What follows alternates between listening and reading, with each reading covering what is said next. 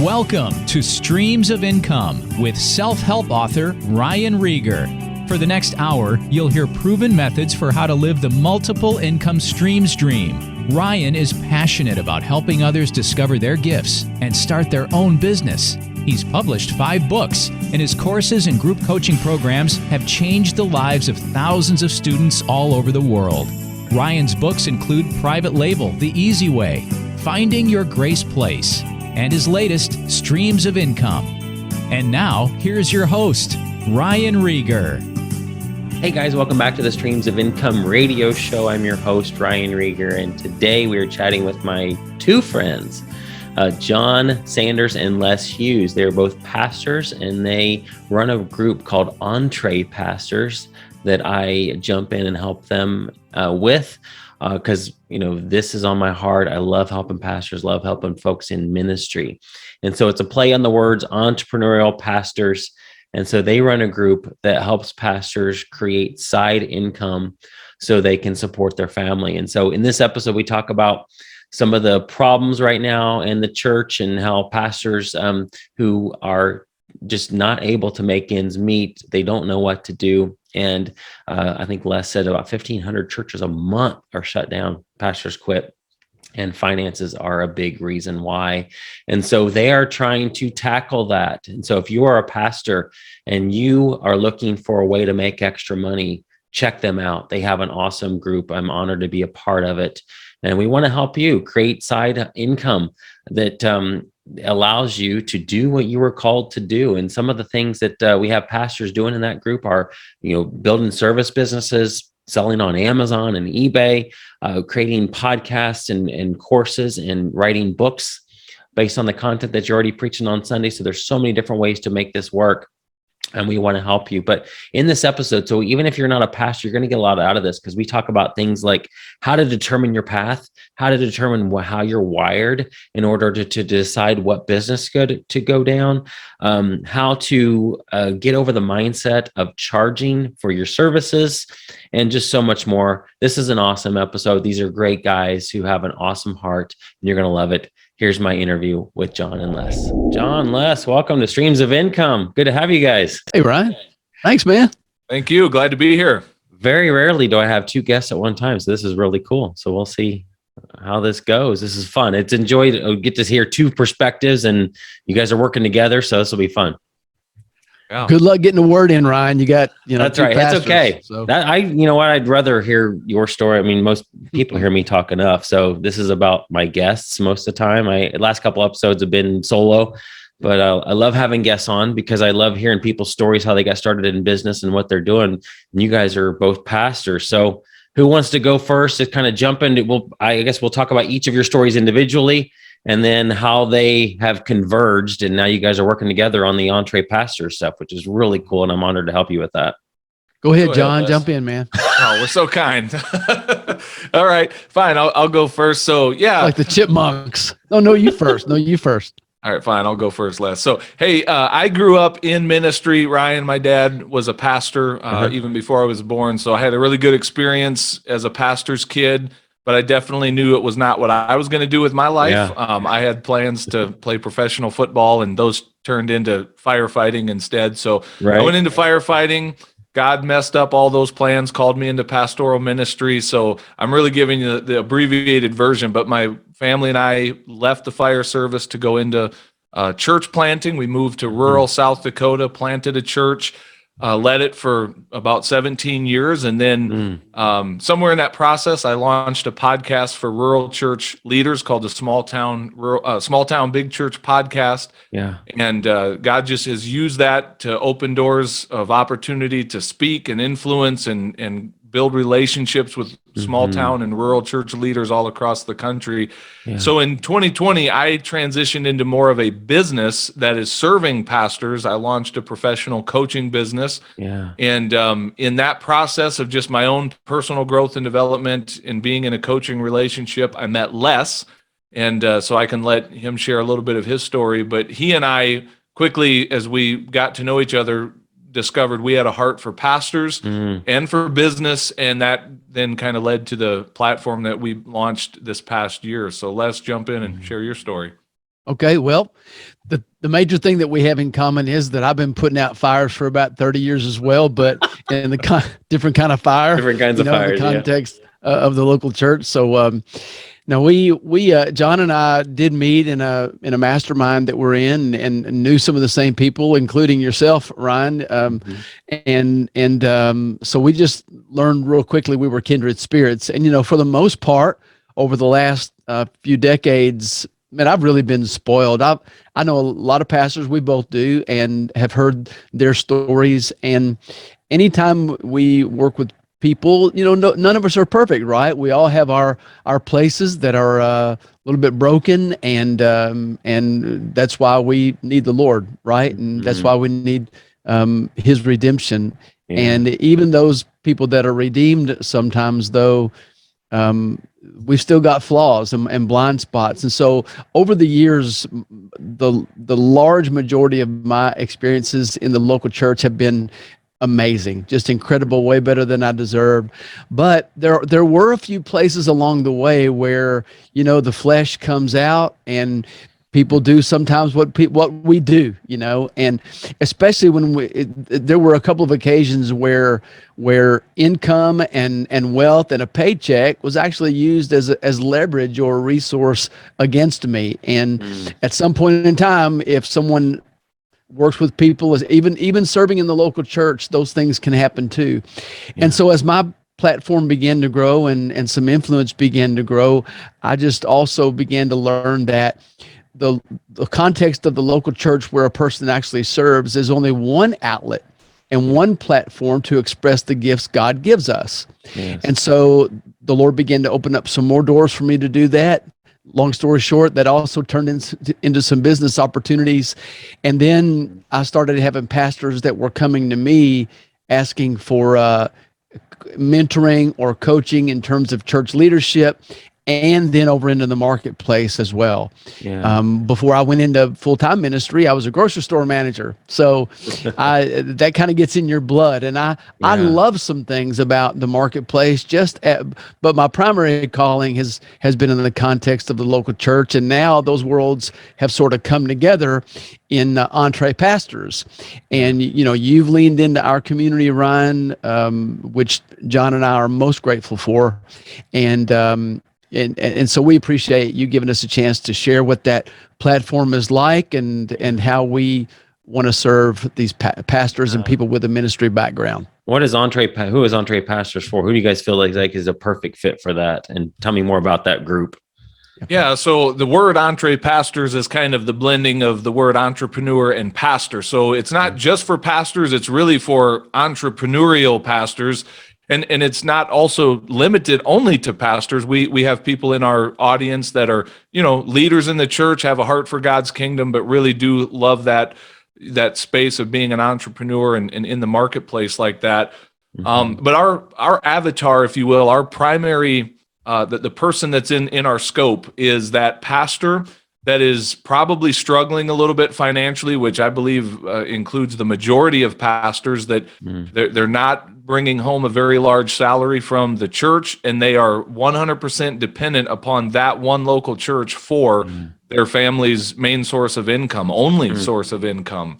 So the Entrepastors platform, we have a podcast that we put out every week where we celebrate the stories of pastors that are doing great in pastoral ministry, but also in the marketplace. And we want to share their stories as examples for other pastors to learn from, to be inspired by, and to know, it is possible to do multiple things, to wear multiple hats, and it's okay. I have permission to thrive financially and to actually, have multiple streams of revenue coming into my family. I think it does a lot for that pastor's family. I honestly think it does a lot for the church when a pastor can just lead boldly and not be tied 100% to that being their job and their one source of income. Absolutely. Yeah. Gosh. Do you feel like there's how many, I'm interested in some statistics as far as like how many pastors preach at a church where it's barely, they're not like getting rich. They're just barely making ends meet. Any idea on the number, nationally, what that's like? I'll let John weigh in on maybe in his world, but as far as I don't know those statistics. I don't know that they're quite out there. But I do know one, and that is that about 1,500 a month are leaving. Wow. The ministry. What's the purpose? What's the big reason for that, you guys think? Some of them, of course, are retiring, but many of those that we hear from anecdotally either get to the point where they're completely burned out in that pressure and grind of that week in, week out. They get to a point where they're just burned out. A lot of them live in isolation, Ryan, which I think contributes a lot to it. They feel alone, although they're certainly not. And that's actually one of the reasons that we wanted to start our community is to let these pastors know that they certainly are not alone. Right. But if you can appreciate this, really the only person who completely can understand what it's like to sit in that chair is the person that's done it. That's no disrespect to people in different leadership capacities, but I've just heard it over and over again from people who were on the outside looking in for a while, and then once they were in that chair, they'll say something like, something I had no idea. Yeah. I would just add to that to answer your question, Ryan. I also don't have a hard and fast number, a statistic, but in my community, especially where I have been focusing primarily on small church pastors and small town and rural pastors, I would say it is the majority of pastors that are struggling financially, that are just barely getting by. It is not an uncommon profile whatsoever to have a pastor that is considered full-time, employed by their church with a $30,000 a year salary, maybe 35, maybe 40, but they're supporting a family on that. They are being offered a church parsonage, which in many cases isn't really a blessing because they're not really building an asset for their future in terms of buying their own home. And they have to live with 70s paneling in the parsonage or whatever. And here's where it really gets ugly is in many cases it's not uncommon for those churches to say, hey, pastor, because you are our full-time employee, we actually forbid you from pursuing an income beyond the church. And so if you were to ask, of those 1,500 to 1,700 pastors that are leaving ministry every month, the statistics say, I would contend the majority are not leaving healthy. They're leaving utterly beat up, discouraged, disillusioned, feeling like failures. And if you were to say what's behind that, I two of the big things that I point to, one is the financial pressure. That is a real pressure that pastors are under. The other is a leadership structure. I'm not going to take the time to unpack that on this show, but it's to simply put it, many churches are structured in such a way that the pastor's not really the leader. And the bylaws support a power family or a structure to where the one who they look to for leadership isn't actually given permission to lead. And that's a whole different thing. But I work with some churches and pastors helping them change that leadership structure. But the financial thing is a very real pressure. Ryan, if I could put it in a different way, I'll 100% amen everything that John said. In terms of the tangibles of the lifestyle of these pastors, what that translates into is they might not ever say, hey, there's just not enough. There's not enough money for the month, but what the reality of their life is, they're living paycheck to paycheck. They have virtually no savings. If a catastrophic event or an emergency were to happen, they'd have to either borrow the money or put it on a credit card or go to their church with their hat in their hand, something like that. They just don't have it. They don't have any savings for college educations for their children if they're that age. They probably couldn't drop the money that would take just to take what most people would consider a normal, frugal family vacation. Many of them cannot do that. So just the things and they don't live in financial freedom. That's the bottom line. They don't live in financial freedom. And that's a kind of stress that, in addition to the needs, trying to meet the needs of the folk that God called you to shepherd, it's just that's not a healthy life to live, and we're doing what we can to help change it.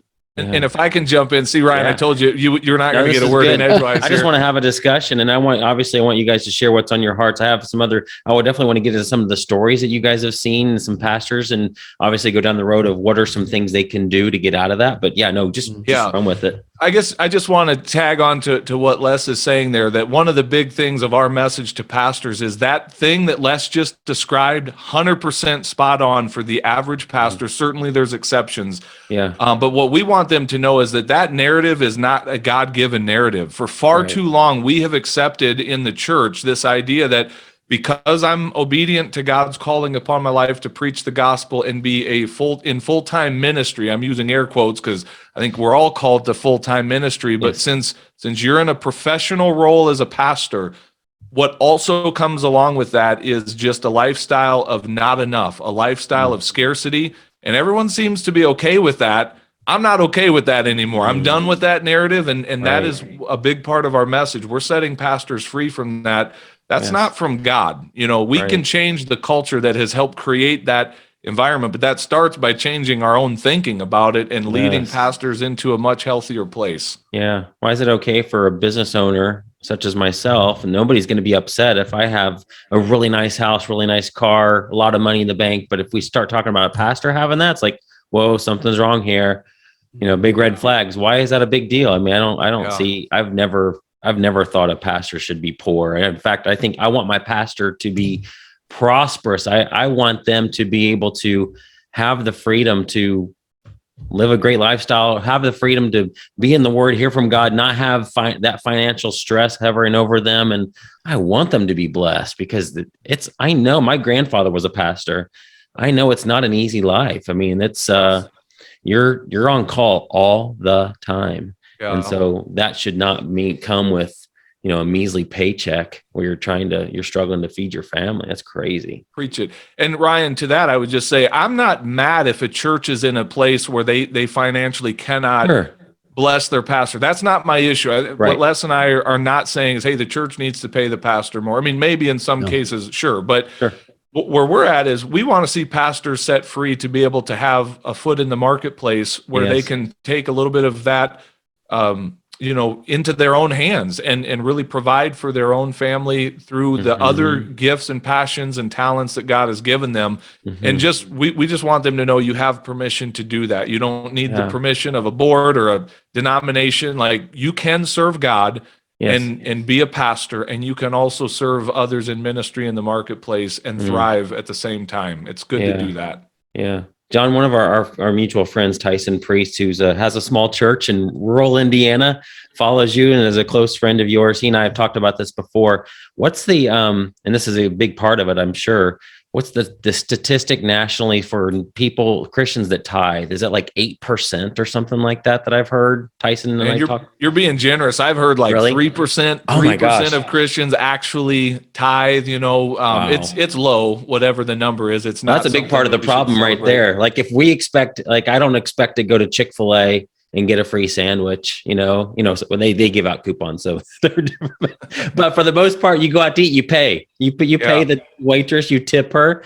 And it seems like most of the time, a lot of Christians just go to church and they're just tipping God. They, here's $5. It's just whatever's in my pocket. And I can tell you guys, and I'm sure you can attest to this too. My life would not be anywhere. My business would not be anywhere if I wasn't a tither. It's one of the most important things in my life. When I trust God with my finances, then he opens doors that no man can shut. In Malachi 3:10, he opens up this door, opens up heaven and pours out a blessing that you don't have room enough to contain. So that's a big problem right there. If Christians aren't tithing, then churches don't have the money. So it's not necessarily about the church leadership not paying the pastor. It's the people coming to church, not doing what they should be doing. And it's a blessing to tithe. It's not a have to. It's like, I get to do this. Amen. Yeah. So, wow. What's the size of church like? And is like, as far as being able to, do you know the answer? And just for me, just thinking out loud here, like the size of church where a pastor is like they're able to support their family. Is there a certain number that is the tipping point? If you have a church of this size, you're able to pretty much, live off of what comes in. Yeah, there's really not a certain number or average attendee. Some of it depends upon where in the world, or where in our context, where in the nation it is. Sure. A church of 150, for example, in the South, where they're traditionally there are more of the congregation that are tithers or givers. Again, that's a pretty broad paintbrush stroke, but it is true statistically. I mean, so a church of 150 or 200 in the South could probably afford more of a what we would consider a full-time salary, where a church in the Northwest or where there's not a stronger tradition of that may struggle a little bit more. So normally, though, I would say, on average, a church that gets up to 200 to 300 could afford some type of full-time salary or some benefits for a pastor. Sure. Would you agree with that, John? It's not always true, but yeah, and I would say from my experience, I mean, even a church of 100, it's not uncommon to see them having what they call a full-time pastor. But that's where maybe I have a little bit of an issue and say, well, what you're calling a full-time salary, I would actually look at that and call it a part-time salary. And again, not mad that you're not able to provide more, but then let's help that pastor understand. I don't care if you're in a big city, a rural area, a wealthy area, a poor area. Because of the internet and what it has allowed for us to do, Pastor, we can use the same gifts that God has given you, or the message that he's put within you, and we can help you find a way to monetize that and to serve other people far beyond the four walls of your church building or the region, the borders of your community. We can help you build a business around that where you're still in ministry, still serving people, but getting paid a little bit better than what you're used to in just the pastoral ministry. Absolutely. Let's think about what's some stories off the top of your head of some guys in your group or people that you know that are doing this. They're pastors, and they are also building or have built businesses that have allowed them to kind of not be so dependent on the church salary. Yeah, I'll give you one that comes to mind right away, and then Les, you can jump in. But there's a guy, and I guess, can I say names? Is it okay to name names? Fine with me. Yeah, totally. Okay, cool. Well, there's a guy that came to me in a coaching relationship. His name is Jody Pastore. He's an awesome pastor out in West Virginia. Pastors a growing church, has a huge passion for the church and for the gospel. But he's also what I would call a serial entrepreneur. I mean, he doesn't just have a business. He has like multiple businesses that he has owned and operated and has been very successful in business. And, and by the way, like as we get to know pastors like this, we're finding more and more of them that are actually doing really well. We just don't ever hear their stories because we never celebrate them. We never hold them up. And because, like you were saying earlier, Ryan, people expect you to do well as a business owner. They have no issue with you thriving, but the average pastor, even Jody, probably can't walk into his church and go, guys, I just had the greatest month ever in my business, man. We just had a $50,000 month, or I just made a $100,000 sale over here. Like, that's generally not going to be celebrated by the average church attender when they hear that coming out of their pastor's mouth. So we want to create a community where we're taking stories like Jody's and the ones Les is getting ready to share and just say, look, this is okay and it's normal, and we know guys that are doing it. We can help you do it. Yeah, what type of, I know he was actually a guest on my podcast. You want to talk, what's, for those that haven't heard that episode, what business is he in and what kind of things is he doing on the side? His main bread and butter currently is a pressure washing business, but he's spun off so many things out of that, from landscaping to painting to COVID disinfecting to, contracting. Like, he's got a number of things, and certainly he's bought and sold other businesses over the years too, but that's the big one. Yeah. Who are some other guys that go ahead, Les. There are guys that fall into several different categories, and right now we focus on about 3 different paths. So one is the more of an informational path or space where a pastor can actually take the content that they've developed over probably years, if not decades, and they literally, with some modifications, they can put that content in the form of podcasts or blog posts, or even books, more long form. And we've got a man in our world by the name of John Stoney that actually has a system where he's very a prolific author. I think his podcast has over 6 million downloads now, probably in the time that he's done it. And he's really just getting started and continuing to build that. That's kind of the informational path. Yeah. And then there, along with that, there are mastermind groups and coaching or mentoring. Ryan, we have another man in our community named Ryan, who pastors a rural church in Indiana.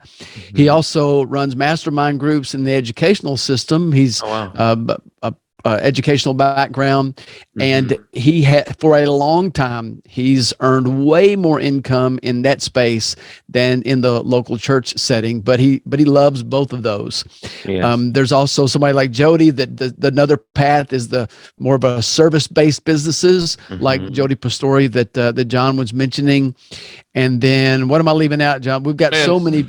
We've got people in our community, like we've got a pastor that has developed software and has a whole business around that. We've got pastors that are just killing it in the real estate arena. We've got a pastor in our community that owns a couple franchise cleaning businesses and is getting ready to launch out into a franchise food franchise.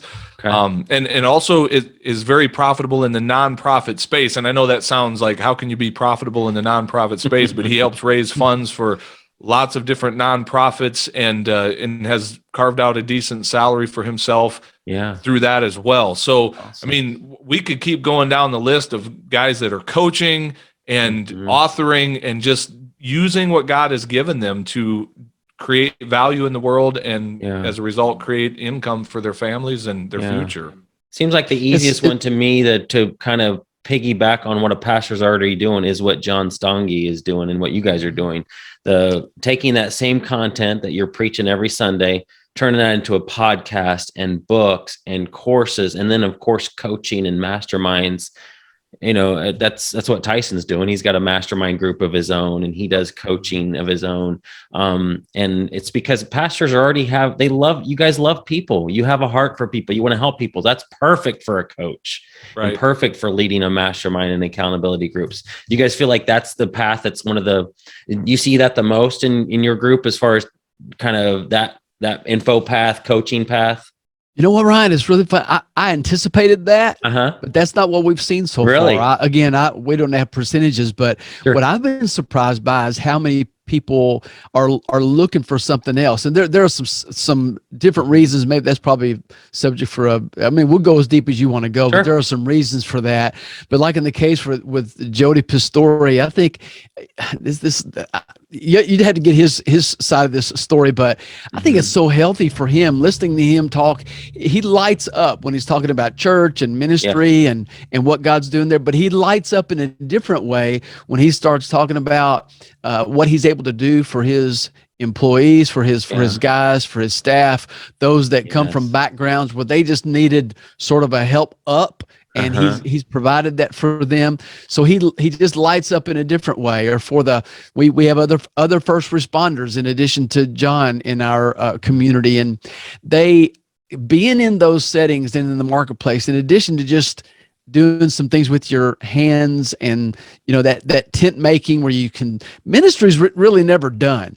Yeah, it's just not. Right. There are always needs out there. Every time you put your head on your pillow at night, it's just a job that's just never completely finished. But I think there's value to be able to do something with your hands, have a starting point and an ending point, and say, you know what, job well done. Let's move on to the next thing. So, people that are in real estate, in other kinds of nonprofits, it's a big world out there, Ryan. And so I think a lot of it is just leaning into how God gives you and the difference that you want to make in the world. Yeah. One thing I would add to that, Ryan, I like you kind of thought the same thing, that informational based path would probably be the one that gets the majority. I've been pleasantly surprised to see the interest spread out, like Les is saying, over multiple things. But I want to speak to two different sides of that. I just want to make sure that the pastors that might be listening to this understand, first of all, there's things that you and I as pastors take for granted, skills that you have. Sometimes we hear from pastors who think, well, man, what could I do? I have a seminary degree, and what value could I offer in the marketplace? And so I want you to realize the fact that you can speak publicly is a gift. The fact that you can write in many cases and teach, like those are things that can be and deal the people skills, the conflict resolution, the leadership stuff. All of that can be a very powerful asset out in the marketplace. Yes. So in some ways, it's a natural thing for pastors to go down that informational path where they're already using some of those gifts. But like Les was saying, there's also that, I think that profile of a pastor says, man, I want to get away from the computer screen and the microphone and the stage. And I just want to go put on, like in my case, when I go to the fire station, I know that's not really an entrepreneurial thing, but I can just kind of take off the pastor hat as much as is possible. Sure. And just, I'm not leading anything. I'm not in charge. If you need me to break down a door, just tell me and I'll break it. Like, just tell me what to do. And I can kind of just do something else that's not so intellectually charged as it is to just work with my hands. So we're kind of seeing both, and I think both are valid. Absolutely. Yeah, that's why well Pastor Jody's service-based path is perfect, because if you can mow a lawn, clean a gutter, I mean, that's easy money too. That's quick money. The way Jody talks about it in our Entrepastors group that I did the first 2 episodes with him for that module. And then I think, John, thank you for taking up the slack on that third one when my dad passed. But he just talks about how quick and easy. If you can paint, you can go out and buy a bucket and a nice paintbrush and you're in business. And you don't really need to have a lot of, there's hardly any investment. So I understand that would be one that would be popular too. Yeah. How does someone, you guys have a really good, go ahead, Les, yes, go ahead. I'm sorry, another thing that's made him so effective is that pastors, by nature of, again, we have a vision that we're collectively gathering a lot of team around that vision, equipping them, leaning into their spiritual gifts, and then giving them an assignment, and then painting a picture, casting the vision, and then equipping them to go and help succeed. It's not that one man, that solopreneur is a pastor that's out there doing all the work. Ephesians 4 says that we're to equip the saints for the work of service. And so just in the case of Jody, and there are many, many more, he doesn't physically spend 4 or 5 or 6 hours out there on these job sites looking over people's shoulders or hiring or firing. He spends a few moments in the morning delegating the responsibilities, giving his teams an assignment, and then they're gone. And so it's not something that's just another strength that many pastors have, is that team building and equipping that makes some of this possible. Yeah. He couldn't do all that on his own. He's got such a large team that he couldn't run a church. That's one question I have real quick. And then I want to ask about, how do you determine your path? Because for somebody that's not a pastor on here, they're thinking, well, why is this episode? How does this episode benefit me? I'm not a pastor.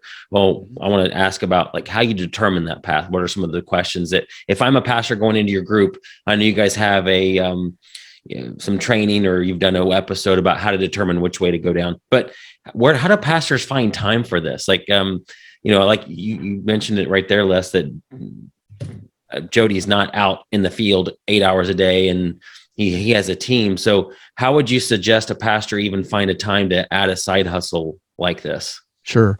Well, for one thing is that we just realized that everybody in the whole world is 168 hours in the week. Yeah. And so to have a mindset that I just don't have time, or I don't have time to do something else if I want to, is just not true as we scan look around and see many people that are. We're distracted people. And so I'd say, there are ways to take time audits and then get in front of your schedule and actually be proactive to take time, even on a Sunday night or a Sunday afternoon, maybe some downtime, to plan out your entire week. Because if you don't plan it out, someone else will. And I think what a lot of pastors do, because there are so many needs, is we passively we have a passive attitude toward our schedule, just because we don't have to look for things to do. There's plenty to do all the time. Right. But if you get proactive and disciplined, show some discipline, and then cut out some of those distractions, whether it's social media or television, or even distracting answering email throughout the day. There are some ways to triage that time and get on top of it. That's good. Yeah, I thought of a joke when you asked that question about where do you find the time. I was going to say, well, I find mine in the couch cushion that falls out of people's pockets. And so just obviously, we don't find the time. This is the counterintuitive part I love to share with pastors. It's going to sound really, like I say, counterintuitive. I think when you have some kind of additional identity beyond pastoral ministry, it forces you to be a better steward of your time. And because like Les said, we all have that 168 hours in the week. Right. And so I actually think it's a good thing when a pastor can't just have limitless time in ministry, because as Les said, ministry will just take all of it, and pastors will make the mistake of just giving more and more of their 168 hours to ministry until it becomes this all-consuming taskmaster that leads to a really dark place. So I think it's actually healthy for a pastor to say, I have this on my schedule as a pastor. The calling is 24/7. It never stops. Right. But then I have these other areas where I block out time on my schedule and take control of those 168 hours. You can get a lot accomplished when you're not just in reaction mode all the time. So you don't find it. You create it. You manage it. That's good. That's good for anybody, no matter who's listening to it. So, okay. So the pastor that goes into your Entrepastors group and like, this is awesome, I'm ready to do something. How do I find my path?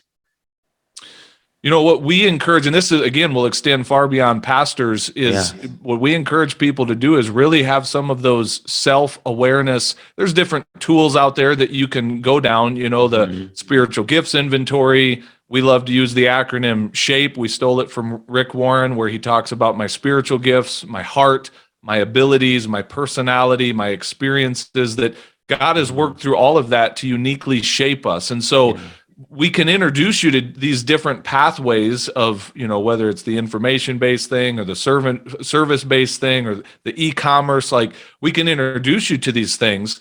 But you're going to find that one or two probably resonates with you more than others. And we encourage pastors to lean into that. Again, I think in the church, there's been this narrative that if you desire it, it must not be of God. Like we should suppress those things, because if I want something, God probably wants me somewhere else doing something that makes me miserable. And that flows out of a very warped view of who God is. Like we have really helped pastors see that if you are delighting yourself in the Lord and walking with him, you can actually trust the desires in your heart. So I would just say, what do you want? What do you want? Is there something about owning your own business that has you out building something or painting something? If that lights something up inside of you, it's because God put it there. If the thought of having your own podcast or YouTube channel or a book of your own is, and getting to go speak to stages and audiences beyond the four walls of your church, if that lights you up, God probably put that inside of you. So let's lean into that and just grow in that awareness of who you are, who God made you to be, and the path will become evident for you. Absolutely. Yeah, Ryan, I'll give you an example. I recently talked to a man that he's in his early 60s. He is very much stuck. He's discouraged, probably even been through some depression. He's talking about doing something else or something in addition to, but we start having conversations like this, and he'll claim that there's just nothing, that there's just nothing that he would love or that he could make some significant income from that would mean anything. And he's just listening to some awful voices, including his own right now. Right. And so I'm coaching him some and having these conversations. And I just thought I'll just go and just look at his Facebook stuff, social media stuff, just to check it out and look. This guy, he's very, very fit. He knows a lot of people. He's a fun guy. There are all kinds of pictures of him with 8 to 10 men. They're climbing the Grand Canyon or hiking in the woods or off on these outings. I know of people he doesn't think that that's a skill at all. He thinks that's fun. That's a hobby for him. Yeah. And so he's in the mindset, if something's not hard, then it's not work. And I guarantee you that it wouldn't take him long to go to the people that are in those groups or in those communities or people that they know, because I know that there are people who would pay for an experience like that with another group of men, get away from the phone, get away from a computer, get away from people needs, and just do some soul searching on a retreat with some other men. And he could do that. And I can't wait to talk to him again, because I'm going to tell him that if you would have him list 100 things that he could do, that would not be one of them, because it's fun to him. Yeah. Wow. Yeah. Imagine, let me just cast the vision a little further. Let's just take that profile of a person and say, imagine if you could get 10 people to pay you $4,000 for a 3-day hike in the Grand Canyon or wherever. And you guide them, you coach them, you help them break through to some spiritual insight in their life direction, whatever. If I'm doing my math right, that's $40,000, is it not? For 4 grand times 10 people. Like, yeah, Not bad. you tell me a pastor can't go make that kind of income by serving people, but it's just packaging it different. It's seeing how, and again, it's taking those things that you might just totally dismiss and go, well, who would pay for that? That's just my hobby, or that's something that I enjoy doing. What if God actually would let you use that skill to serve other people and make a great income while you do it? That's so good. What about I've talked to asked this question to pastors before, because they have a struggle here. So much of what they do is for free. So how do you get a pastor over the mindset that, like, yeah, I'd love to do that, but I would never charge for it. I'll do that for free. I'm a pastor. I give so much away. How do you get somebody over the mindset, pastor or non-pastor, of you need to charge for this stuff? Yeah, it's exactly that. It is a mindset shift that has to take place. And I'm just very blunt with them about this. Like, tell me any other arena where we expect to get a service for free. I mean, you already mentioned it, Ryan. We don't go into a restaurant and expect they're going to serve us and wait on us for free. My mechanic has never gotten worried about sending me an invoice for the service he's provided. My doctor doesn't seem to freak out to charge me a lot of money for the great service they provide, right? Yeah. My chiropractor. But all of a sudden, when we bring it into God's house, when we call it ministry, when we bring the pastoral label, there's this expectation that needs to be for no charge or very little charge. It's all a mindset thing, man. Yeah. Like, it's just 100%. If we can get pastors to change their thinking, we can get them to change their actions, which is going to lead to changed results that they're getting in their life. Exactly. Yeah. Yeah. And it's not like they're not getting paid for it now. It's just sort of, they're on retainer now, right? Exactly. I mean, if we were on a coaching call the other day with somebody in our community, and he was using language. He was talking about money that he would earn in ministry, but then the language that he used was saying, he would say, I feel badly about doing something with that as opposed to money that I would earn. And what he meant was money that he would earn outside of the context of ministry. But, a worker is worthy of his wages. Yes. But it is, and another thing is to keep in mind that what you do you can do something for one that you choose not to do for all. So those things aren't mutually exclusive. There's still a sense of you can do something for somebody just out of a heart of generosity. We all have that happen to us. And so give it away if you want to, but it doesn't mean that you have to. Right. And certainly not everybody is in the same state. Not everybody's in the same place. Yeah. I want to share just a quick story, and I'll try and make this very brief, but to help illustrate this for you, Ryan, and for your listeners. This past week, I had an opportunity I had a conversation with one of my coaching clients, and I'm going to say numbers here just so pastors can see this and get this. I have a coaching client. He's not a pastor. Honestly, I don't think he's a believer yet. He's paying me $500 a month for 2 60-minute coaching sessions. Now, generally, our coaching is around the subject of he wants to launch a podcast in the space of helping people overcome trauma because of his story. And so I've been coaching him in that way of how do you build an audience and launch a podcast and all of this. Yeah. This past week, when we got on the call, I said, hey, how can I serve you today? And he said, can I ask you a parenting question? And for the next 60 minutes, I just walked this guy through some foundational truths from God's word about parenting, and specifically some discipline stuff. He's got a 4-year-old that he thinks needs all these psychological labels. I'm like, no, you got a normal 4-year-old who's been hardwired to sin against God's authority in his life, and that's you, Dad. And so this is how we deal with that. And I would just challenge the pastors out there. Can you imagine having someone in your church say, Pastor, can I pay you $250 for 60 minutes to talk to me about biblical discipline? And it's just packaging it different. And it's understanding that you have value to offer. And I'm not saying you should charge all your parishioners $250 an hour. Don't hear that. What I want you to hear is that is ministry. Like, I'm still pastoring people. I'm still sharing the gospel with people. And by the way, here's where free comes. As an extension of that, just out of the goodness of my heart, I offered to meet with this guy. And literally later today, I'm sitting down with him and his wife on Zoom, and I'm just going to go deeper into this. Now, I fully believe eventually I'm going to get to see these people accept Christ as their Savior. I'm excited about that. Yes. It's ministry. I'm not going to send them an invoice for that. I have the ability, because of the margin and the overflow, to say, you know what, let me jump on another call with you, and I'm just going to serve you out of that. But I want pastors to hear that there's a lot of cool things possible when you start thinking more entrepreneurially and not just this one track of what we've been told ministry is. Absolutely. Wow. The other thing, the piece of this is that I've given away stuff for free, courses, and people don't do anything with it. But when they exchange money for it, their hard-earned dollars, suddenly they take it seriously and they take action on it. So you're doing them a disservice if you give it all. It doesn't mean you can't be a blessing and give something away for free once in a while when you feel led to do that. But you're doing them a disservice if it's always free all the time. You've got to charge, because that's when people take it seriously and we'll put it into action and do what you know they need to do. That's right. Cool. What other advice you guys got? Just encouragement for pastors or anybody that's thinking about jumping into business, or just anything else on your heart that you want to share? Well, we do have a couple of ways to help people that's interested. So, John, you want to talk about I want to ask you about how they get on your list, how they get your download, how they can find you for the group and the podcast and all that. Absolutely. If you want to find us online, our website is Entrepastors.com. The name of our podcast is simply Entrepastors, so you can subscribe to that.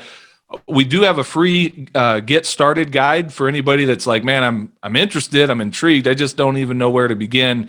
If you go to Entrepastors.com/start, you can download our free get started guide, and in addition to kind of walking you through some of those self-awareness steps, we also offer, I think, well over 50 just practical ideas of here's some things you could do to get started in some kind of entrepreneurial business of your own. So there's a lot of different options on there, a lot of creative things, and we're just scratching the surface with that too. By no means is that an exhaustive list, but it'll get you started. And then, through our website, you can find access to our community, our mastermind, if you really want to go deep and walk with some pastors on this journey.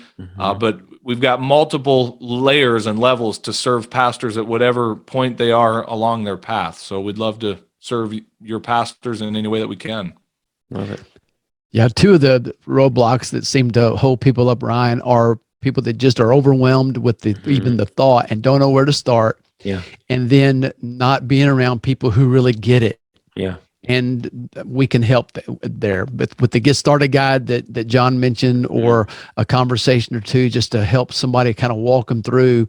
And then having conversations with guys and women in our community as well that are really getting it done. It's not theory, right? It's not academic. It's not the classroom, right? It's really out there where the rubber meets the road, getting it done. Yes, absolutely. Awesome, guys. Thank you so much. Let me know when you want to come back and chat more. This has been fun. I enjoy this. Thank you for what you're doing for pastors. I have a heart for them too, obviously, as you guys know, and sure do. I just want to help any way I can. So God bless you for what you're doing. Thanks, Ryan. We appreciate it. Sure do. You've been listening to Streams of Income with self-help author Ryan Rieger. From right here in the Dallas Metroplex, Ryan teaches several entrepreneurial courses and group coaching programs to students all over the world. Be sure to listen next week at the same time for Streams of Income with Ryan Rieger.